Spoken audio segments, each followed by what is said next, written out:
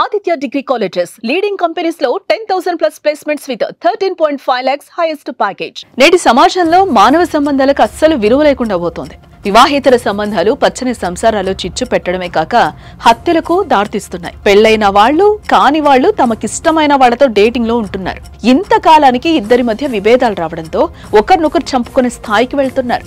ఖమ్మం జిల్లాలో ఓ మర్డర్ మిస్టరీని ఛేదించారు పోలీసులు. ఇందుకే ఆమె ఎవరు, ఎందుకు హత్య చేశారు, దీని వెనుక ఎవరున్నారు, హత్య గల కారణాలేంటో చూద్దాం.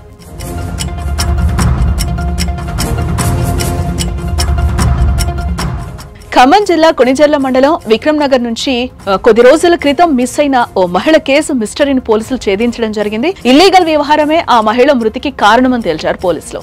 కొణిజర్ల మండలం విక్రమ్ నగర్ కి చెందిన మదన్ పెళ్లైన కొంతకాలానికి భార్యతో విభేదాలు రావడంతో ఆమెను వదిలేశాడు.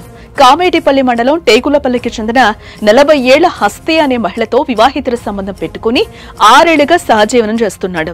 ఆమెకు అప్పటికే 2 పిల్లలు, భర్తను వదిలేసి ఉంటుంది. ఆమె పెద్ద కూతురికి పెళ్లి కాగా రెండో కూతురు తండ్రి వద్ద ఉంటుంది. అయితే హస్తికి పిల్లలు పుట్టరని తెలిసి మరో మహిళను 2 ఏళ్ల క్రితం పెళ్లి చేసుకున్నాడు. కొంతకాలంగా అందరూ కలిసి ఒకే ఇంట్లో కాపురం ఉంటున్నారు. ఈ మధ్య కాలంలో ఇంట్లో గొడవలు పెద్దవి కావడంతో హస్తిపై విసుగు చెందాడు మదన్. ఈ క్రమంలోనే ఆమె అడ్డు తొలగించుకోవాలని అనుకున్నాడు.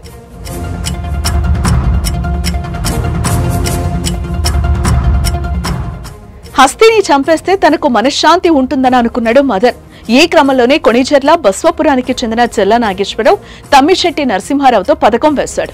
రెండో భార్యకు చేతపడి చేసి చంపేస్తే ఎలాంటి గొడవలు ఉండవని హస్తికి మాయమాటలు చెప్పాడు మదన్. అందుకోసం ఎవరికీ తెలియని ప్రదేశానికి వెళ్లాలని ఈ నెల 6న సూర్యాపేట జిల్లాలోని అటవీ ప్రాంతానికి తీసుకువెళ్లాడు. అప్పటికే అక్కడ మాటు వేసి ఉన్న నాగేశ్వరరావు నరసింహారావులతో కలిసి నోట్లో పసరు మందు పోసి గొంతు నిలిమి చంపి అక్కడి నుంచి ఏం తెలియనట్లు ఆటోలో వెళ్లిపోయారు. చుట్టుపక్కల వాళ్లు హస్తి గురించి అడిగితే 2 ఆడవాళ్లతో గొడవపడి ఎటో వెళ్లిపోయిందని చెప్పాడు.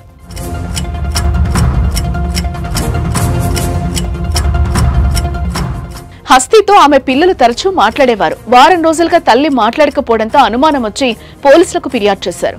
అయితే మదన్ వ్యవహారంపై అనుమానాలు ఉన్నాయని హస్తి కూతుళ్లు చెప్పడంతో ఆ కోణంలో దర్యాప్తు చేశారు.